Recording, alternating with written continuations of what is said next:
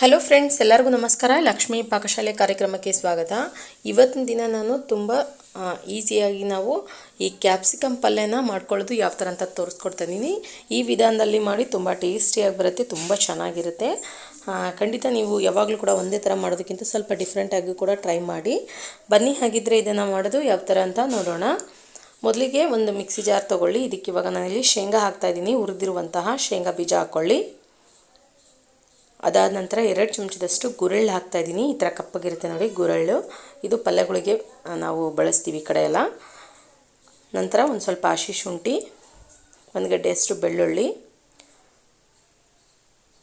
ಒಂದು ಸ್ವಲ್ಪ ಕರಿಬೇವಿನ ಸೊಪ್ಪು, ಅದಾದ ನಂತರ 1 ಈರುಳ್ಳಿ, ಒಂದು ಸ್ವಲ್ಪ ಕೊತ್ತಂಬರಿ ಸೊಪ್ಪು ಹಾಕ್ಕೊಳ್ಳಿ. ಇದನ್ನ ಇವಾಗ ಚೆನ್ನಾಗಿ ಗ್ರೈಂಡ್ ಮಾಡ್ಕೊಳ್ಳೋಣ. ಸ್ವಲ್ಪ ನೀರು ಸೇರಿಸ್ಬಿಟ್ಟು ಗ್ರೈಂಡ್ ಮಾಡ್ಕೊಳ್ಳಿ. ಓಕೆ ನೋಡಿ, ಇವಾಗ ನಾನಿಲ್ಲಿ ಈ ಥರ ಗ್ರೈಂಡ್ ಮಾಡ್ಕೊಂಬಿಟ್ಟು ರೆಡಿ ಮಾಡಿ ಇಟ್ಕೊಂಡಿದ್ದೀನಿ. ಇದಕ್ಕೆ ಮಸಾಲ ರೆಡಿಯಾಗಿದೆ. ಇಲ್ಲಿ ಕ್ಯಾಪ್ಸಿಕಮ್ನ ಕೂಡ ನಾನು ವಾಶ್ ಮಾಡ್ಕೊಂಡು ಇಟ್ಕೊಂಡಿದ್ದೀನಿ. ಚೆನ್ನಾಗಿ ವಾಶ್ ಮಾಡ್ಕೊಳ್ಳಿ. ಈ ಥರ ಇದನ್ನ ಇವಾಗ ಒಂದು 4 ಭಾಗ ಕಟ್ ಮಾಡ್ಕೊಳ್ಬೇಕು. ಅಂದರೆ ಪೂರ್ತಿ ಕಟ್ ಮಾಡ್ಕೊಳ್ಬೇಡಿ. ಸ್ವಲ್ಪ ಸೀಳ್ಬಿಟ್ಟು ಒಂದು ಹಂಚಿನಲ್ಲಿ ಹಾಕ್ಬಿಟ್ಟು ಒಂದು 5 ನಿಮಿಷ ಹುರ್ಕೊಳ್ಳೋಣ. ಸ್ವಲ್ಪ ಸಾಫ್ಟ್ ಆಗಬೇಕದು, ಅಲ್ಲಿವರೆಗೂ ಸ್ವಲ್ಪ ಉರಿರಿ. ಎಣ್ಣೆನ ಹಾಕ್ಕೊಳ್ಳೋದು ಬೇಡ, ಹಾಗೆ ಉರಿಬೇಕಿದನ್ನು.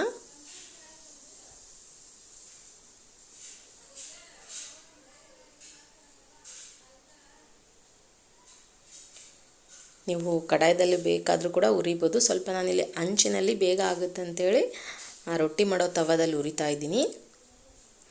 ಓಕೆ ನೋಡಿ, ಇವಾಗ ಈ ಥರ ಹುರಿದ್ಬಿಟ್ಟು ರೆಡಿ ಮಾಡಿ ಇಟ್ಕೊಂಡಿದ್ದೀನಿ. ಇಷ್ಟು ಸಾಫ್ಟಾಗಿ ಆಗಿದೆ. ಇದು ಇಷ್ಟ ಆದರೆ ಸಾಕು.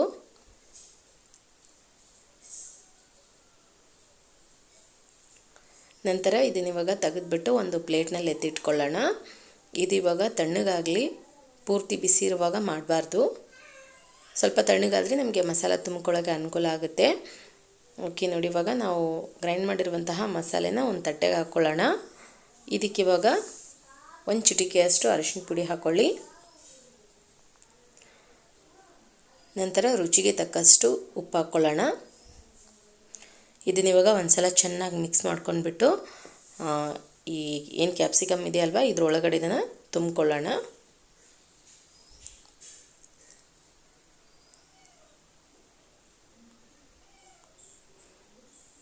ಈ ಥರ ನೀಟಾಗಿ ಇದ್ರೊಳಗಡೆ ತುಂಬಿ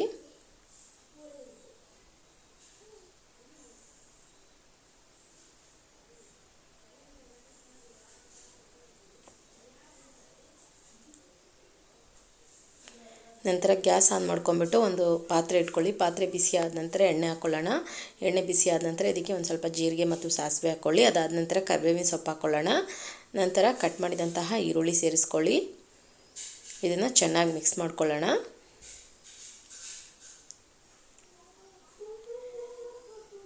ನಂತರ ಇದಕ್ಕೆ ಇವಾಗ ನಾವು ಮಸಾಲೆ ತುಂಬಿ ರೆಡಿ ಮಾಡಿಟ್ಟಿರುವಂತಹ ಕ್ಯಾಪ್ಸಿಕಮ್ ಹಾಕ್ಕೊಳ್ಳೋಣ. ಇದನ್ನ ಹಾಕಿಬಿಟ್ಟು ಚೆನ್ನಾಗಿ ಒಂದು ಸಲ ಮಿಕ್ಸ್ ಮಾಡ್ಕೊಳ್ಳಿ ಎಣ್ಣೆಯಲ್ಲಿ.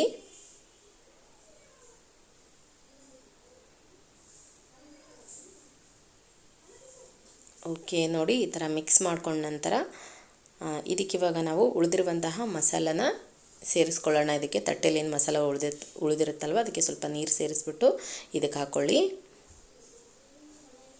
ಚೆನ್ನಾಗಿ ಒಂದು ಸಲ ಮಿಕ್ಸ್ ಮಾಡ್ಕೊಳ್ಬೇಕು.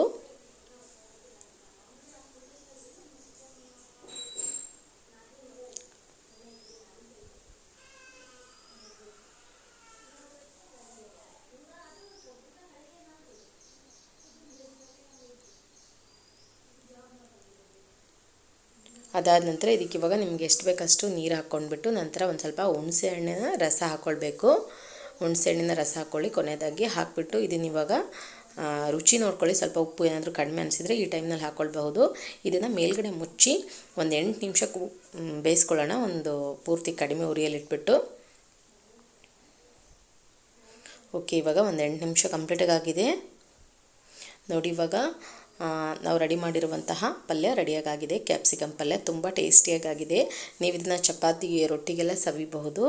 ಓಕೆ, ನೋಡಿದ್ರಲ್ಲ ಫ್ರೆಂಡ್ಸ್, ಯಾವ ರೀತಿಯಾಗಿ ನಾವು ತುಂಬ ಸಿಂಪಲಾಗಿ ಟೇಸ್ಟಿಯಾಗಿ ಕ್ಯಾಪ್ಸಿಕಮ್ ಪಲ್ಯ ಮಾಡ್ಕೊಳ್ಳೋದಂತ. ನಾನು ಮಾಡಿರೋ ಈ ರೆಸಿಪಿ ನಿಮಗೆ ಇಷ್ಟ ಆಗಿದ್ದರೆ ಪ್ಲೀಸ್ ಲೈಕ್ ಮಾಡಿ, ಶೇರ್ ಮಾಡಿ, ಕಮೆಂಟ್ ಮಾಡಿ. ಇನ್ನಷ್ಟು ಈಸ್ ರೆಸಿಪೀಸ್ಗಾಗಿ ನಮ್ಮ ಲಕ್ಷ್ಮೀ ಪಾಕಶಾಲೆ ಚಾನಲ್ಗೆ ಸಬ್ಸ್ಕ್ರೈಬ್ ಆಗೋದು ಮಾತ್ರ ಮರಿಬಾರ್ದು. ಮತ್ತೆ ಒಂದು ಇಂಟ್ರೆಸ್ಟಿಂಗ್ ರೆಸಿಪಿಯೊಂದಿಗೆ ಬರ್ತೀನಿ ಮುಂದಿನ ಸಂಚಿಕೆಯಲ್ಲಿ. Keep watching. Thank you. Bye.